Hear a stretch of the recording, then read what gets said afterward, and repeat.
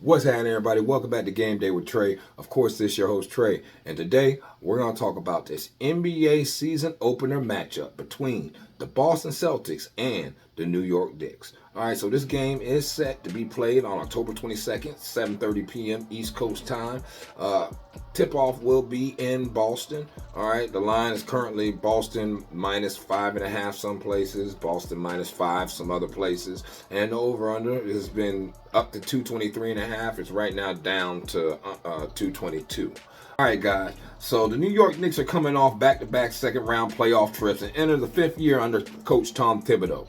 All right, now the Knicks look to be set roster-wise, but recently made a shocking trade for Cat. Yes, Karl Anthony Towns, moving Julius Randle and Dante DiVincenzo in the process. It cuts into the Knicks' depth even more, but pairing Towns with a starting five that features Jalen Brunson, Mikal Bridges, OG Anunoby, and Josh Hart has got to be kind of intriguing, to say the least, guys. I mean, I know it's definitely tantalizing. All right, so you could argue the Knicks have the best starting five in the NBA. The question is, how about that bench? Now, the Knicks haven't made the playoffs 3 straight years since 2012-2013 season, and of course the expectations these days are bigger than just making the postseason alone. It has to be the NBA Finals berth or bust for the New York Knicks. And as far as that bench is concerned, now they do have some players on the team still from last year as far as the bench is concerned and how they did it. But Precious Achiuwa's hurt right now. Mitchell Robinson's hurt right now. So they got some questions as far as depth. But they always have questions as far as depth. Tom Thibodeau doesn't never usually go more than 7 deep on the team anyway. So Karl Anthony Towns better be ready to play this year and better be ready to lock in on some defense if he plans on lasting on this team. Because at the end of the day, if you don't play no defense, Tom Thibodeau ain't going to go for that, man. He don't care how many threes you can shoot. You ain't finna shoot threes. You finna play some defense. You're gonna rebound, and you're gonna show up every game. All right, you can't be what Jimmy Bucket said about you, man. You can't be not a dog. You got to be a dog to play for Tom Thibodeau, man. And you got to have some pride. Now, when you're talking about pride, you got to talk about the Celtics and how the fact they're coming off of the NBA title and enter the 3rd year under Coach Joe Mazzulla. Now, the Celtics are nearly the exact same team that just won the championship, outside of adding Lonnie Walker IV and Baylor Shireman. And losing O'Shea Brissett and CV Makaluki. All right. Now, the thing is, though, that Kristaps Porzingis is sidelined due to injury, and Celtics have arguably the best starting five in the league, okay, with Drew Holiday, Derek White, Jaylen Brown, Jason Tatum, and old man Al Horford. Okay. Now, guys like Peyton Pritchard and Sam Hauser have proven to be valuable off the bench, can shoot, and can at times create their own shot. So this should be interesting. Now, things won't be easy for the Celtics with a target on their back now, and other teams being healthier, because last year they definitely took advantage of some teams not being completely healthy when it came time, man. I think the Knicks fell short because they just ran out of gas. 2 lead players kept getting injured. Jalen Brunson hurt, OG hurt.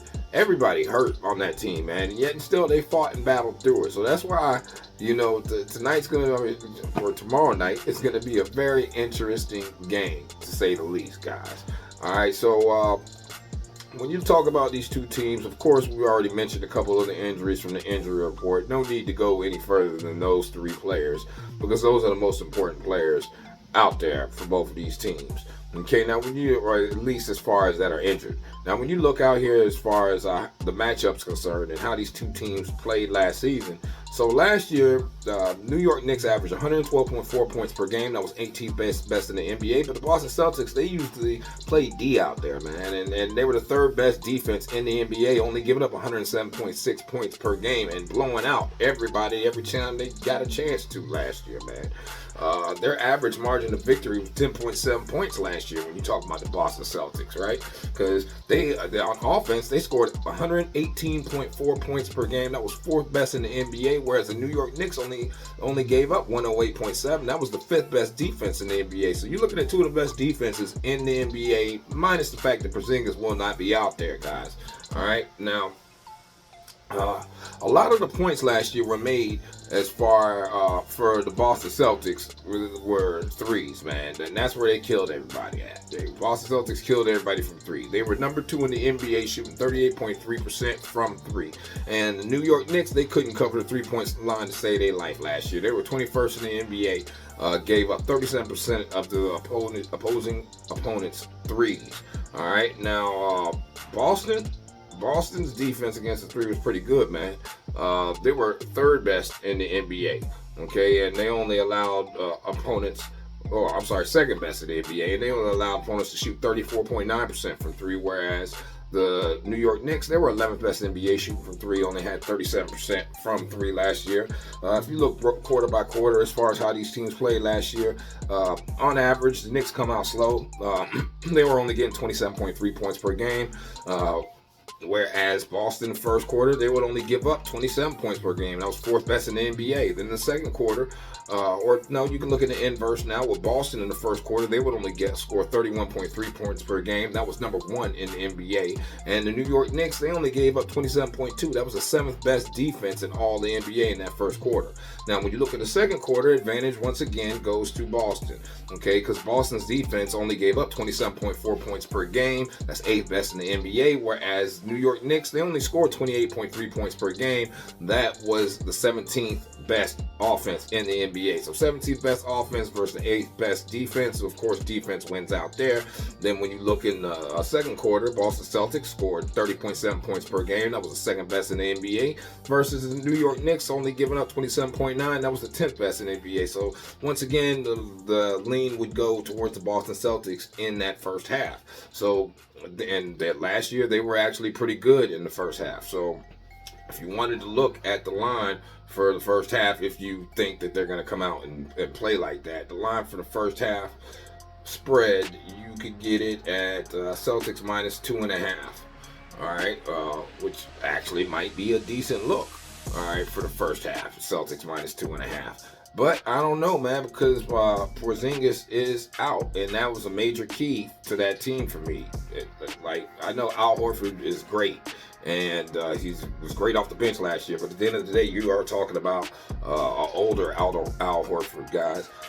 He gets older every year. It's not going to stop. You know what I'm saying? And then, so anyway, let's get back to the scoring. So in the third quarter, New York Knicks averaged 29.2 points per game. That was the 8th best in the NBA. And the Boston Celtics played the second best defense in the NBA in the third quarter, only giving up 26.7 points. Then when you look at Boston Celtics in the inverse on offense, they only scored 28.6 points per game in the third quarter. That's 13th best in the NBA. But then they go against the Knicks, 5th best defense in the NBA, only giving up 27.1 points per game, lean towards the Knicks in that.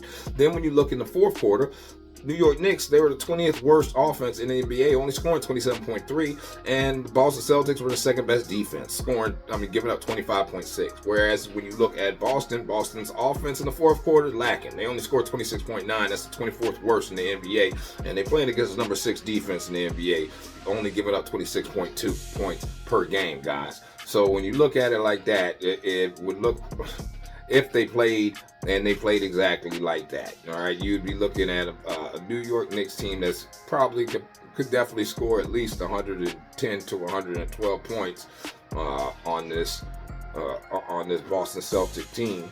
Okay, even though the Celtics only gave up 107.6, and that's because of Porzingis being out last year. But anyway, I digress. Let's get into some more stats and stuff like that, guys. So when you look at these two teams head to head, all right, head to head, the Celtics run this 6-4 straight up, 4-4-1. So it's straight even against the spread, and it's 5 to the over, 4 to the under in the last 9 times these two teams have matched up. Now, you have to remember last season, they did beat them 1, 2, 3, 4, 5 times in a row. The Celtics did beat the Knicks 5 times in a row last year. And as far as covered, they covered 4 of those 5 times, pushed 1 time. All right. And of course, you know, the Knicks did beat them at the end of the year, 118 to 109.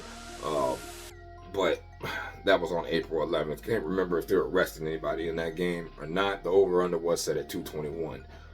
Now, when you look at the New York Knicks, we all know they went out in the playoffs to the Pacers.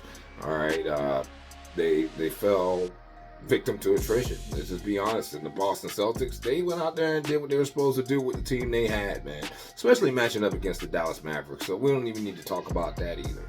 All right. But what we do need to talk about is some trends. So the New York Knicks have hit the money line in 55 of their last 89 games. The Boston Celtics, of course, we know they've hit the fourth quarter game total under in 64 of their last 94 games. The New York Knicks have hit the fourth quarter game total over in 20 of their last 25 games, and the Boston Celtics have hit the first half money line in 40 of their last 49 games. New York Knicks have hit the game total over in 21 of their last 28 games, and the Boston Celtics have covered the first half spread in 65 of their last 99 games. Hence why I said that Celtics minus 2.5 definitely looks like something you could possibly look at, guys. New York Knicks have hit the first half game total under in 43 of their last 70 games, and the Boston Celtics have hit the second quarter money line in 58 of their last 82 games. New York Knicks have hit the third quarter game total over in 25 of their last 40 away games, and the Boston Celtics have covered the second quarter spread in 60 of their last 100 games, guys. All right, so why the Boston Celtics have a good chance of winning this game? So the Celtics have won each of their last 7 games against Eastern Conference opponents. The Knicks have lost each of their last 6 season openers as underdogs. The Knicks have failed to cover the spread in 4 of their last 5 season openers as underdogs against Eastern Conference opponents. And the home team has covered the spread in 6 of the Celtics' last 8 games. All right, now, when you talk about some of the matchup facts, we all know what they ranked last year. You know, the Celtics were first in the league in point differential with a plus 11.3, and the Celtics were tied for first in the league in blocks per game because of Porzingis being out there. Remember, he will not be out there this game. And the Knicks ranked first in the league in offensive rebounds because of a few players, not just one. And the Knicks ranked first in the league for opponent free throw percentage last year at 76.4%. So it's intriguing to grab points with the Knicks, as you're not going to get them as underdogs often this season if they're set to fulfill the real expectations we all have. You definitely won't see them as underdogs a lot. All right, and the Celtics aren't as scary without Porzingis, like I keep telling you. Now, the potential letdown spot, with it being banner night and ring night and all that good stuff there, and then also firing up Tom Thibodeau's team and Jalen Brunson, that babyface gangster that we always talk about, man. Oh, man, I don't know. Now, the Knicks do have a few new pieces, and they still have to work out the new additions with Karl-Anthony Towns and Bridges, and even with camp and preseason, it could still take some time, guys. All right, and getting OG to mesh into all that, it could definitely take some time. So there could be some concern as far as how they will proceed, especially knowing that Precious Achiuwa and Mitchell Robinson are hurt right now. All right, so the Celtics have roster concerns with them back from last year, but I got to tell you, I like the Celtics first half minus the 2.5 to come out with some fire. I think the Knicks will fight back. I like the Knicks plus the 5.5 if you can get it. I personally had played that at Knicks plus 7.5, though I bought a couple points on that. And over-under, I really don't have a look for the over-unders concerned unless you're talking about Knicks over 108.5. I think they can definitely hit that over 108.5. So if you're looking for over-under total in the game, that's what I'm going to get you. All right? But I don't know. Y'all let me know what y'all think in the comments, man. I appreciate everybody sticking with me. I know it's been a couple weeks, but the hurricane did hit us down here, and I just got power back and everything else under the sun. So we are fully back. Expect more NBA videos, back to the NFL videos as well. And it's going to be a long season, and it's going to be a good season, man. I'm going to see y'all at the window. Peace.